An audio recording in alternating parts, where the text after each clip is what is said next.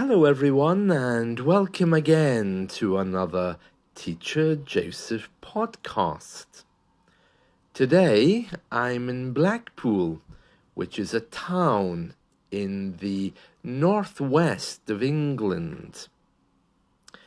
It's a very big town, and some of you might not know that to be a city in the UK is not dependent on size, but it's an award from the government. So as a result, we have towns which are very big, and we also have cities which are very small.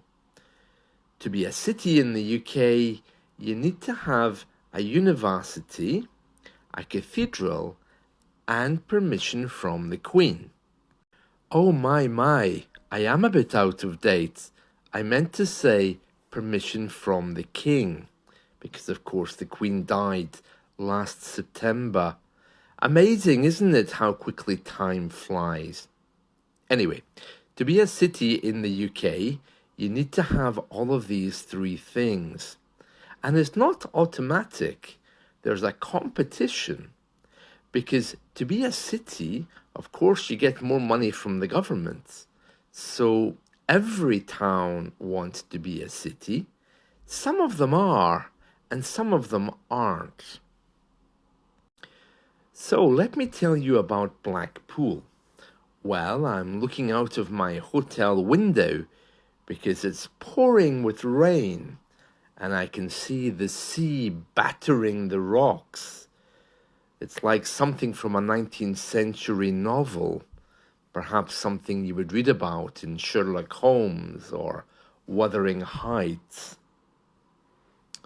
The trams are also running along the sea front, which is a little bit worrying because the sea is jumping over the fence towards the tram line. The taxi driver who brought us to this hotel, he said that Blackpool is very famous for entertainment. Now, I know that it was very famous for entertainment, but these days I didn't think it had so many acts. But he told me that this week alone they've had George Ezra, Sting, and many other impersonation acts.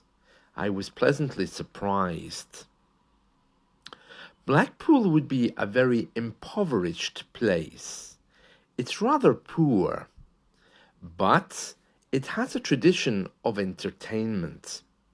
During the war and all the way up until the 1980s, Blackpool was indeed a very popular destination for English people to go on holiday. It always had live entertainment, and that's why many of our famous actors lived around here. Perhaps one of the most famous attractions of Blackpool is the fake Eiffel Tower. Blackpool could be described as just a little bit kitsch, maybe a little bit plastic. If you think of Las Vegas in America, and perhaps think of a very poor version of that, you might be able to picture Blackpool. Underneath the Eiffel Tower, or I should say the fake Eiffel Tower, which is called Blackpool Tower, they have a tradition of English ballroom dancing, which takes place every day of the year between 10 a.m. and 4 or 5 p.m. There's also the circus and many other things to see and do here. It's very, very cheap, but on the other hand, it also has the lowest life expectancy in England. So it's a mixture of poverty, kitsch entertainment, gambling, and some beautiful moments of the past. Whenever you go into any hotel or ballroom, there's always pictures of how things once were. There's also impersonators of our old actors trying to remind us of what Blackpool was once like. One of my favourite singers came from Blackpool. His name was Frankie Vaughan. He had many hit records in the 1960s and 70s, and he lived locally here. In those days, it was quite normal because you would have been able to have full-time work if you were an entertainer. Like most English towns, there is also a pier here.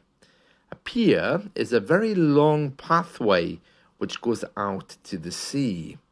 And in England, there's a tradition of putting dance halls or ballroom dancing at the end of them.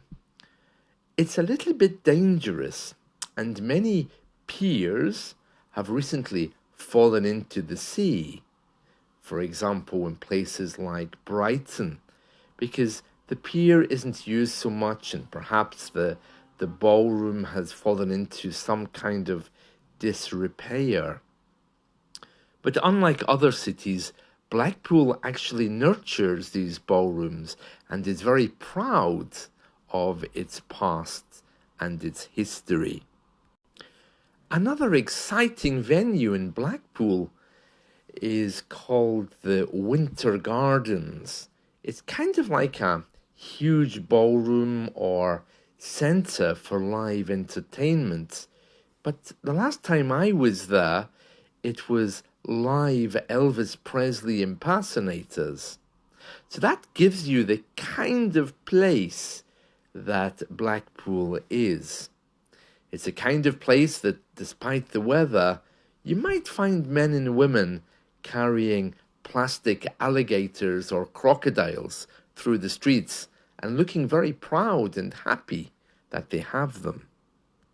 As you all know, the UK is a very diverse city. Well, a very diverse country, I should say. As you know, we have all kinds of people from all kinds of backgrounds living here. In Blackpool, because it's close to Manchester, it's common to see young Indians and Pakistanis along with other nationalities living and studying here. So let me just describe to you the scene that I have outside my hotel window. Well, the streets are covered in some kind of lighting. It's in the UK we call it fairy lighting.